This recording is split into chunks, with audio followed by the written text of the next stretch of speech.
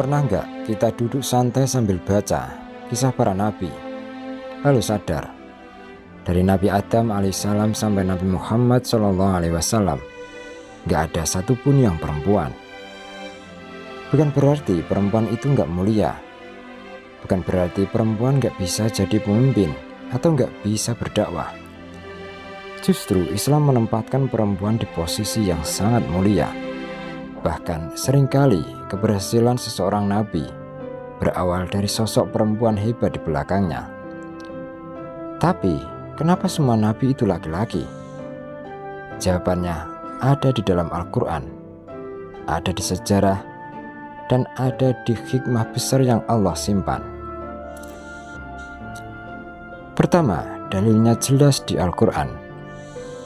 Allah Subhanahu wa Ta'ala sudah berfirman dan menegaskan dalam surat An-Nahl ayat 43, "Wa ma arsalna min qablika illa rijalan nuhi ilaihim."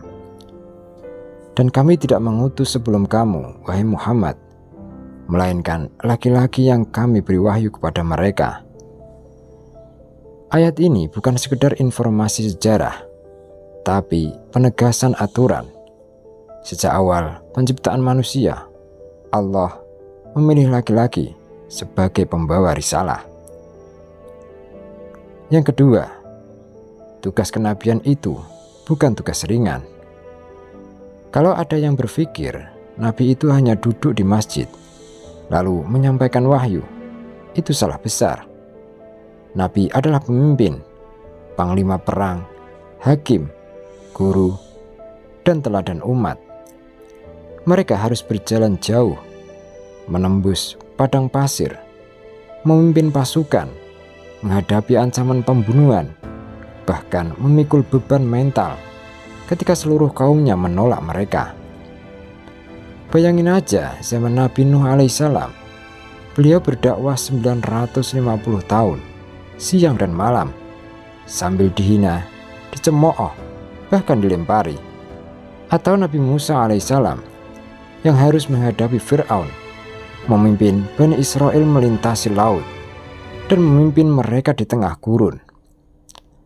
Kekuatan fisik, stamina, dan mental baja sangat dibutuhkan. Bukan karena perempuan lemah, tapi karena beban ini memang berbeda dari peran utama perempuan yang Allah muliakan.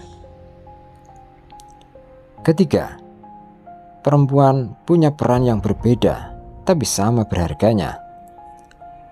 Di dalam Islam, peran perempuan bukan di garis depan peperangan atau memimpin pasukan, tapi di garis depan pendidikan generasi.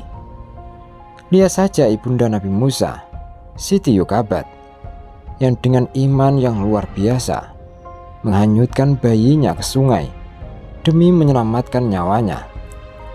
Atau Dewi Maryam alaihissalam, wanita suci yang melahirkan Nabi Isa tanpa suami. Sebuah ujian yang sangat luar biasa yang tidak pernah dialami laki-laki manapun.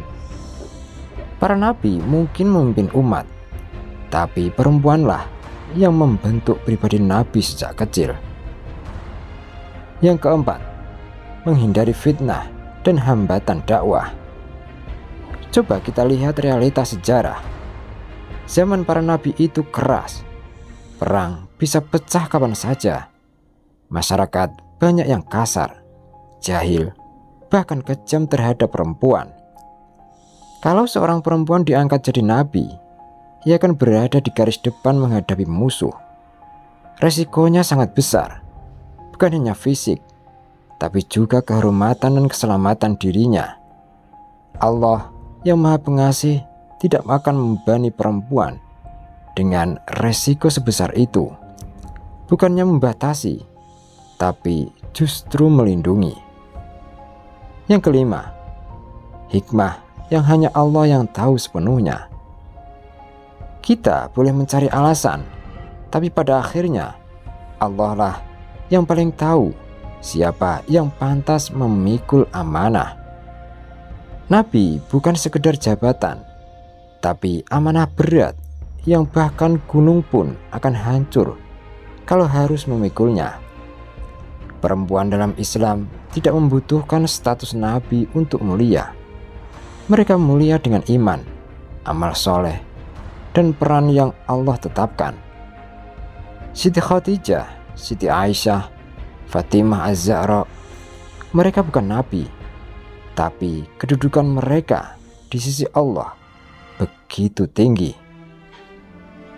Jadi, alasan semua nabi adalah laki-laki bukan karena perempuan kurang hebat, tapi karena peran dan medan tugasnya yang berbeda saja. Laki-laki itu ditugaskan memimpin umat di garis terdepan. Perempuan menjaga, mendidik, dan membentuk generasi yang akan meneruskan risalah itu. Dua-duanya penting, dua-duanya mulia, dua-duanya adalah ciptaan Allah yang sempurna. Hanya saja jalannya memang berbeda. Wallahu a'lam bishawab.